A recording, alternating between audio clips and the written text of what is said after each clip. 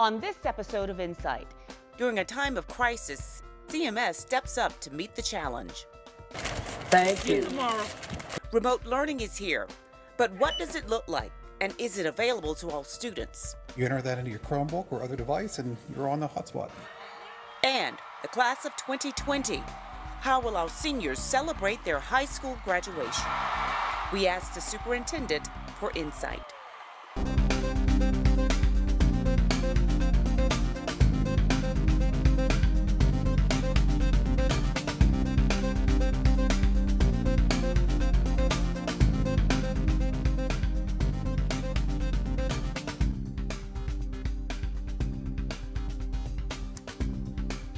hello everyone, I'm Coretta Wilson, and welcome to Insight, the show that keeps you up to date on the issues and initiatives in Charlotte-Mecklenburg schools. Our city, our community, our country is in a crisis that requires the right information at the right time. So we will continue to do just that as we practice social distancing by getting insight from CMS Superintendent Earnest Winston. Superintendent Winston, good to see you. Thank you. It's good to see you and good to be here. Hope you're doing well. Well, we'll get straight to it. The very first question, the important question that everyone wants answered is, are we going back to school? Will teachers and students get back to their buildings? At this particular point in time, we're being guided by what we know, and I certainly wish I had a better answer for you, but the simple and the honest answer is I simply don't know. It's a question I get asked in my own household with my two daughters, and I share the same thing. We just don't know at this point in time. Well, of course, teachers and students are missing each other as we enter this era of remote learning, distance learning, and virtual learning. What does that look like for CMS teachers and students?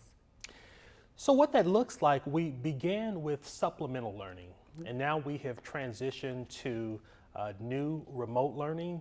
And what it means is that our teachers, our educators are being very creative in finding new ways to keep students engaged. You see a lot of Zoom meetings. You also see meetings being conducted via FaceTime. But above all, we want to make sure that our students continue to be engaged. They continue to learn. That is the expectation.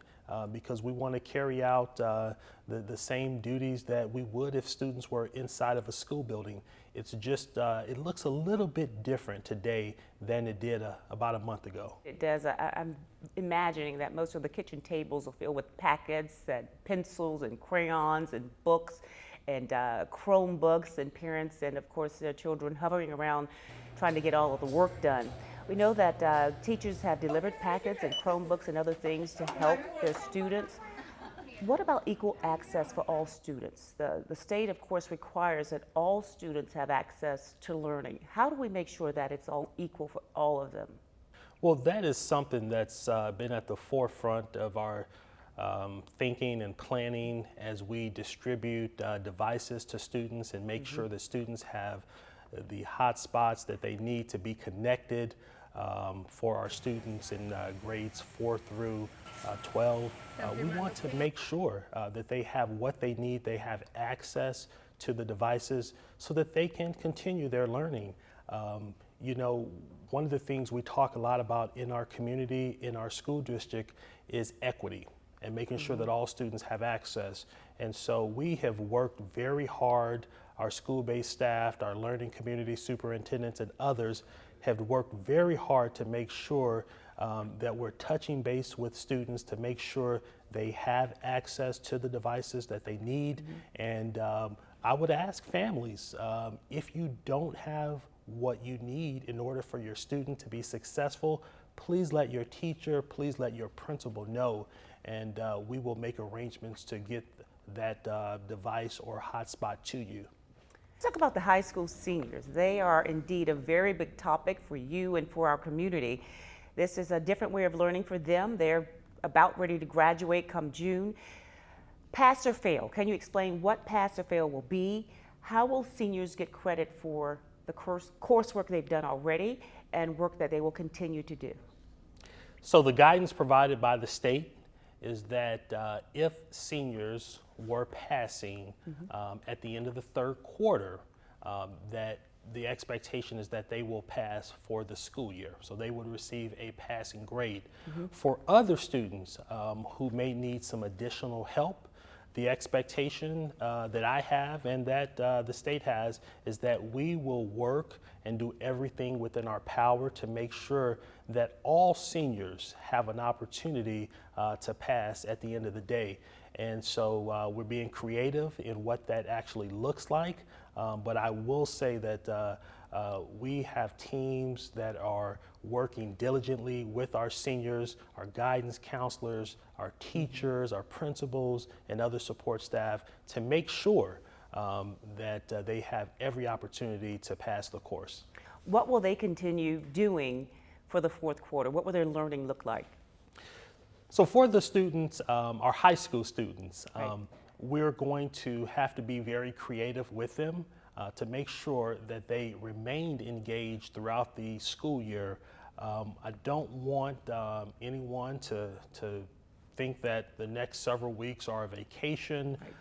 There's always learning that can be done, and that's the expectation, is that we will continue to build upon the skills that we've acquired, and we'll learn new skills until the end of the school year, whenever that will be. Superintendent, we understand that the pass-fail will not have an effect on the seniors' GPA, but what about credits? How many credits will students need to pass this senior year? Currently, under our local Board of Education policy, seniors require 24 credits in order to graduate. The board took action this week, and I am excited that the board took the action to temporarily waive its policy that requires all seniors to have 24 credits. And under state guidance, seniors are now required to have 22 credits. And that's a move that most, if not all districts across the state, certainly across the region, are moving in that direction to make sure that students have all the credits that they need in order to graduate, and that's 22 credits. And again, that's a temporary waiving of the local board policy. Okay, I'm sure the seniors are very glad to hear about that. But something they may not be too happy about, the traditional graduation ceremony for the class of 2020. Of course, parents and students, teachers have been waiting for this for so long, waiting to put on the cap and gown, march across the stage, shake your hand, throw their hats in the air. Will there be a traditional graduation ceremony for the class of 2020? Well, you know, that's something that we have struggled with. But I think that if people have been reading the tea leaves, if people have been following the way that universities, the direction that they've been moving into, it certainly will not be any surprise that we will not have the traditional commencement ceremonies that our seniors and families have become accustomed to having. I have appointed a task force that will be made up of principals, it will be made up of learning community superintendents, and just as importantly, it will be made up of some seniors and parents. And the charge for the task force is to bring back some recommendations on what an alternative plan could look like given the pandemic that we're facing. Yeah. So I'm looking forward to the task force and the work that they're conducting, getting underway, and certainly want to thank them in advance for bringing back some recommendations for consideration. So graduation, the traditional graduation that we've all come to know and love and have gotten used to, will not happen for the class of 2020, looking for some other ways to possibly celebrate and make that happen. Another question that relates to our seniors, it's springtime, which means it is time for the prom, time for tuxedos and fancy dresses and high heel shoes. What's happening with the prom season for our seniors? That's another difficult decision that we had to make following the guidance of our state officials and our local health professionals in maintaining social distancing. And so we did make a decision to cancel proms for this school year. That was a decision that we had to make because we wanted to certainly take into consideration the health and safety of all of our students. And at the end of the day, that's what's most important, is the health and safety of our students and our staff. Well, hopefully those seniors will get an opportunity to really celebrate all of their accomplishments when this pandemic is all over. Well, CMS employees are all family. I want to give you an opportunity to talk about some of the steps that the school board took to help out the hourly workers, those who drive the buses, those who teach as an assistant or work in the cafeteria. What steps were taken to help them? Our board recently approved leave options that provide our employees, our hourly employees, with more flexibility, emergency leave, because it's important that we all recognize that it takes an entire team to effectively run Charlotte-Mecklenburg schools. And I am grateful to the board for taking action to provide those various leave options for all of our employees. Yeah, it certainly shows that we are definitely a family. Of course, this remote learning and distance learning is happening with the teachers and the students, but you have been a part of that as well. What are some of the lessons that you've learned? Well, it has certainly been an adjustment for me. I have attended more Zoom meetings in the past several weeks than I have ever done in my life. My two daughters are actually probably competing with me with the number of Zoom meetings that they have during the day with their teachers. And actually, I think that's a great thing, right, that we continue to keep students engaged. But for me, it has certainly been an adjustment. I know there have been multiple opportunities where I have been talking and I have been on mute, and so I'll have to repeat. But you know, we're all grappling with this, and we're all going through this at the same time, which makes it a little bit easier to experience. Yeah, we're getting through it. We have to get through it.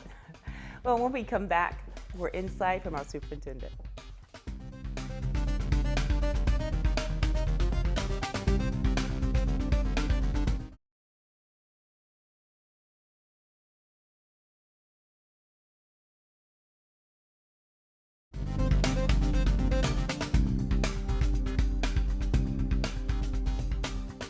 Welcome back to Insight. When the coronavirus began to spread across the country, CMS began to plan for the pandemic's impact on the school system. These actions in uncharted waters focused on the safety and the well-being of students, as well as the access to learning. Superintendent, of course, for some of our students, getting a healthy meal from the cafeteria every single day is a very big deal. How are we continuing to meet the needs of our children in this way? We're very excited to be able to continue to provide meals, 2 meals a day to our students, breakfast and lunch, at nearly 70 school sites across the district. Any kid from any neighborhood is welcome to come and get a meal. They're called grab-and-go meals. The meals are free. They can come between 10:30 a.m. and 12:30 p.m. And we're just excited to be able to continue to be able to meet students one of their most important basic needs, and that is the need to have food and nourishment. Let's talk about Chromebooks now. CMS has the largest school-focused Chromebook deployment in the United States. How is CMS making certain that every student who needs a Chromebook is actually getting one? Our teachers have been very diligent with this process. Teachers are reaching out to students, asking if they have a Chromebook, if they have a hotspot, and if they don't, we're making arrangements to provide that material to our students as part of our grab-and-go sites at our schools where students can pick up a free meal. We also are providing devices at those sites. We do have the printed packets for our students in grades K through 3 at those sites as well. But we really need our families to make sure that they're letting us know if there are needs that are not being met, whether that be from a meal standpoint, device connectivity, social and emotional learning. We want to make sure that we continue to meet all needs that students have. Some of those things we're going to talk about a little bit more in a moment, but we want to talk about the mobile hotspots. Of course, having technology, having a device is all well and good, but if you do not have access to the internet, you are not able to use those devices. What has been the challenge that CMS has faced in trying to ensure that all of our children can connect to the internet?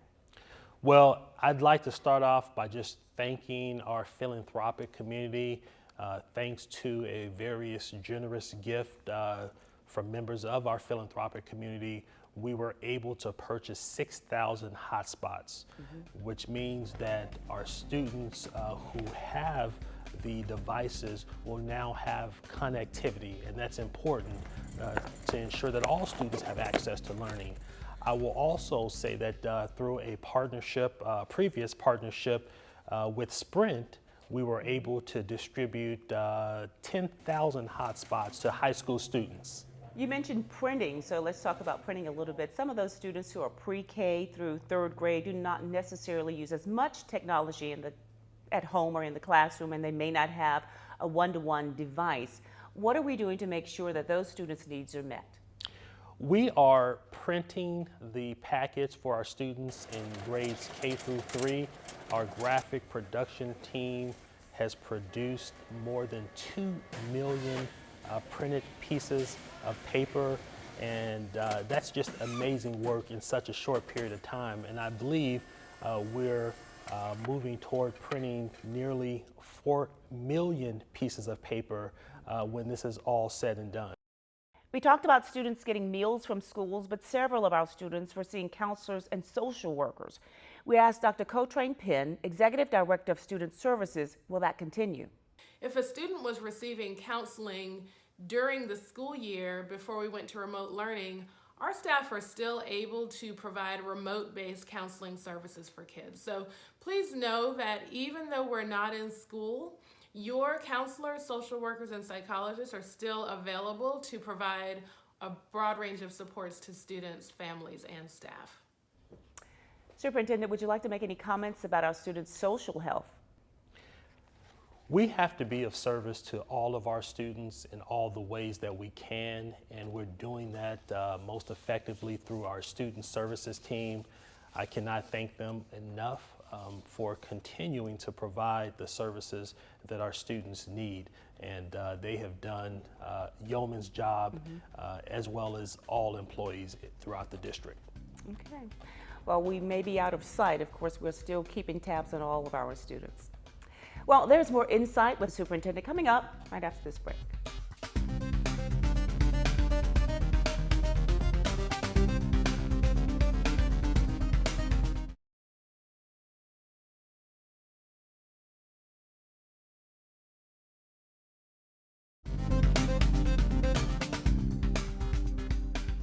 Maybe over the last few weeks, you found a new appreciation for teachers. Educators in CMS and around the country, for that matter, have reinvented the way our students are being taught by being creative, being resourceful, being patient, being, well, teachers. As we recognize and appreciate more than 9,000 teachers in CMS, we want to lift up 6 individuals who have been honored as their Learning Community Teacher of the Year. Kimberl Darling from IMEC Academy, representing the Central 1 learning community. For math, I teach character traits and life skills, and together we celebrate both intangible growth and academic gains. They inspire me to be the no-nonsense nurturer that I want teaching my own kids because they are my kids, and their overall success is very important to me. Jenna Tomlinson from Butler High School, representing the Southeast learning community. I decided to become a teacher because I thought it was a fantastic way to combine my love of nerding out on history and helping those who need it most. Tiffany Carter, Community House Middle School in the Southwest learning community.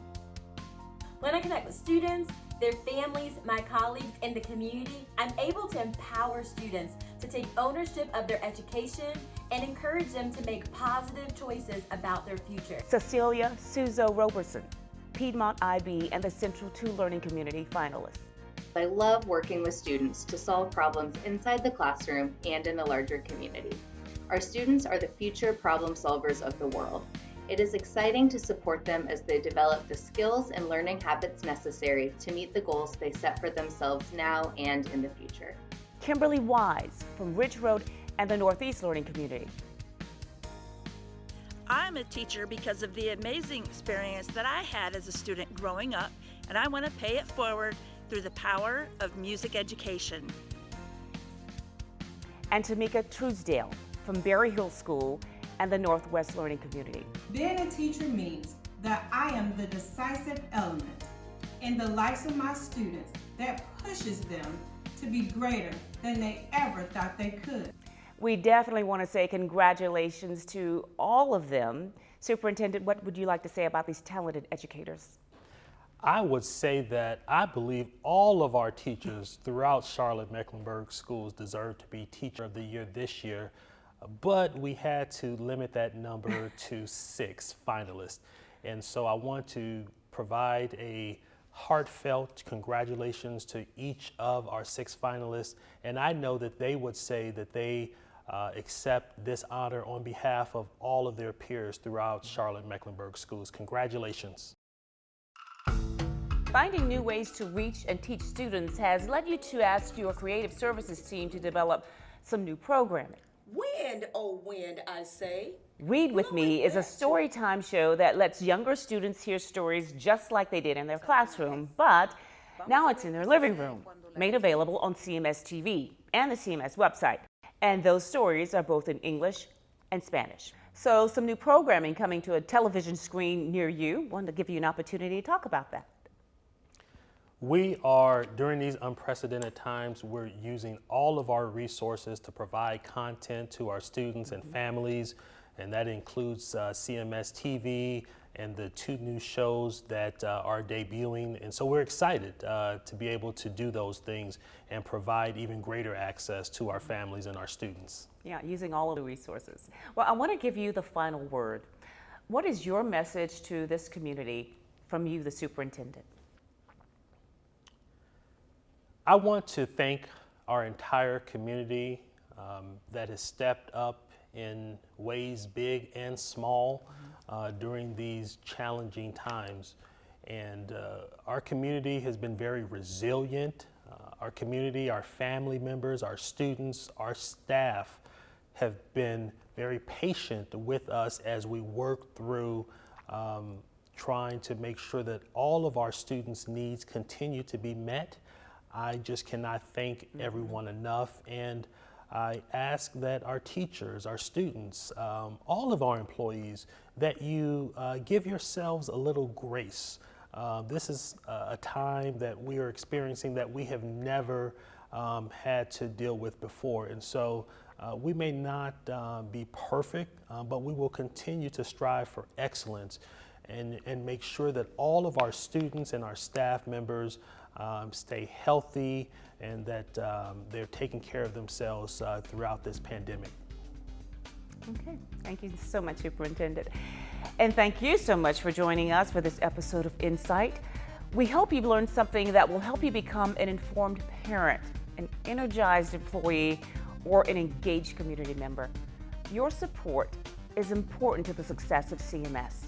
Be safe and take care. We'll see you next time for more Insight. Appreciate it. Come on.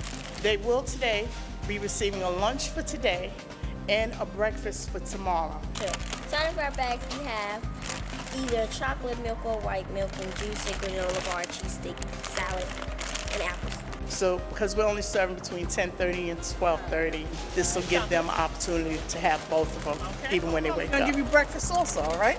Tomorrow also, okay? Okay. We don't take care of the children, all the children, without pointing at which ones. It's a good thing. So you make it available to everyone. Bye. Bye-bye, babe. Thank you.